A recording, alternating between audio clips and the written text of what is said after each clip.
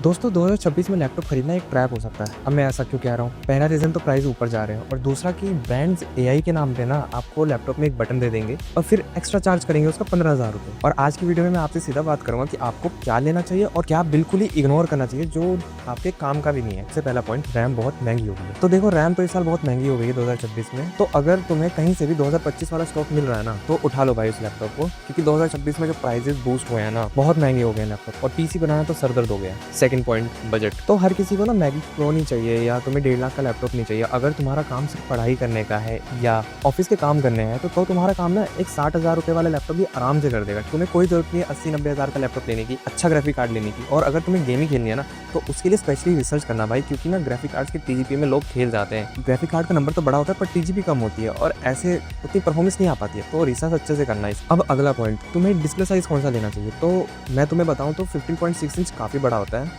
अगर तुम्हें बड़ी डिस्प्ले चाहिए तो उसके साथ जा सकते हैं। तो 14 इंच वाले जो लैपटॉप होते हैं ना, वो काफ़ी ज़्यादा सही रहते हैं। वो ना ज़्यादा छोटे लगते हैं ना ज़्यादा बड़े लगते हैं और वो तुम्हारे बैग में आराम से भी फिट हो। अब चौथा पॉइंट, तुम्हें मैक लेना चाहिए या विंडोज़ लेना चाहिए, है ना? ये बहुत बड़ा पॉइंट हो जाता है। तो मैं सीधा सीधा बताऊंगा, अगर तुम्हें बैटरी लाइफ अच्छी चाहिए ना और एक पीस ऑफ माइंड चाहिए कि तुम्हारे 4-5 साल आराम से निकल जाए, तो तुम आंख बंद करके ना मैक ले लो, मैकबुक एयर, जिसे तुम अफोर्ड कर सकते हो। M1, M2, M3, M4 वो सब अच्छे से काम कर देंगे, उसकी कोई चिंता नहीं होगी। पर अगर तुम्हें गेमिंग करनी है ना, गेमिंग का शौक है, तो तुम सिंपल सी बात है विंडो की तरफ ही जाओगे, क्योंकि उसमें तुम गेम खेल सकते हो। मैक में बिल्कुल भी गेम नहीं चलती है, थोड़ी बहुत भी चलती है तो भाई उसकी एक्सपेक्टेशन मत रखो, मजा नहीं आएगा, उसको हटाओ। गेम खेलनी है तो विंडोज के साथ जाओ। और अब पांचवा पॉइंट जो सबसे इंपॉर्टेंट है, डिस्प्ले में कंजूसी नहीं करनी है। तुम्हें डिस्प्ले देखनी है कौन सी मिल रही है, OLED, IPS, LCD। मैं बताऊंगा तो OLED डिस्प्ले अगर तुम्हें मिल जाए ना, अगर तुम कोई लैपटॉप देख रहे हो उसमें OLED डिस्प्ले, तो वो डिस्प्ले काफी अच्छी रहती है और 400 निट्स की ब्राइटनेस तो होनी चाहिए, क्योंकि आंखें नहीं फोड़नी है ना। क्योंकि तुम इतनी देर स्क्रीन देखोगे तो आंखों पे रैम तो होना चाहिए। और हाँ, एक पर्सनल एडवाइस दूंगा, मैं भी 8-8 घंटे जब ऑफिस में लैपटॉप चलाता हूँ तो भाई मैं ब्लिंक नहीं करता हूँ और आंखें ड्राई हो जाती है। तो तुम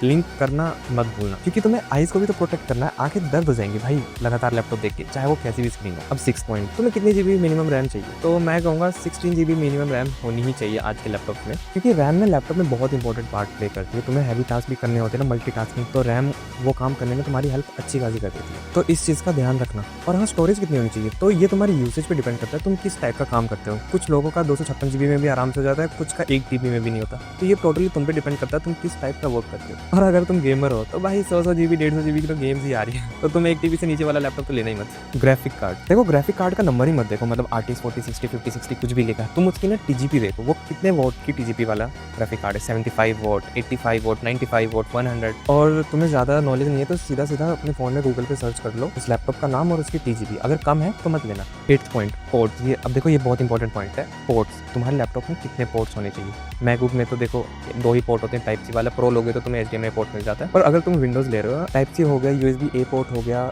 HDMI पोर्ट हो गया, ईथरनेट का पोर्ट हो गया, ये सब पोर्ट कहीं ना कहीं काम आ जाते हैं। तो अलग से एक डोंगल लेना 2-3 हज़ार का, उससे अच्छा तुम्हें लैपटॉप में ये सब चीज़ें मिल जाए तो झंझट खत्म हो जाती है। तो सारे पोर्ट्स एक बार चेक जरूर कर लेना, और वो कौन सी जनरेशन के पोर्ट है ये भी चेक कर लेना। और अब 9th पॉइंट, भाई देखो, मैक में तो बैटरी काफ़ी अच्छी चलती है, खुद भी यूज़ किया और उसकी बैटरी काफ़ी अच्छी चलती है। विंडोज़ वाले काफ़ी बड़े बड़े प्रॉमिस कर रहे हैं आजकल की 18 घंटे की बैटरी लाइफ, फिर भाई ऐसा कुछ होता नहीं है। 18 घंटे कह रहे हैं तो 6 घंटे 5 घंटे चलेगी उसकी बैटरी, सिंपल सी बात है। और गेमिंग लैपटॉप ले रहे हो तो उसमें तो बैटरी भाई चलती ही नहीं है। तो ये चीज़ का ध्यान रखना, तुम्हें तुम्हारे काम के अकॉर्डिंग तुम्हारे लिए कौन सी बैटरी वाला लैपटॉप सही रहेगा। अगर तुम प्रोफेशनल काम करते हो तो प्रोफेशनल लैपटॉप ही लेना। गेमिंग वाले जो नहीं होते हैं उनमें हल्की फुल्की गेमिंग हो जाती है पर ज़्यादा नहीं हो पाती है, पर उनकी जो बैटरी चलती है ना वो काफ़ी अच्छी चलती है। पर अगर तुम्हें बैटरी से फ़र्क नहीं पड़ता तो भाई चार्जर साथ लेके चलना है तुम्हें, ये तुम्हें याद रहे।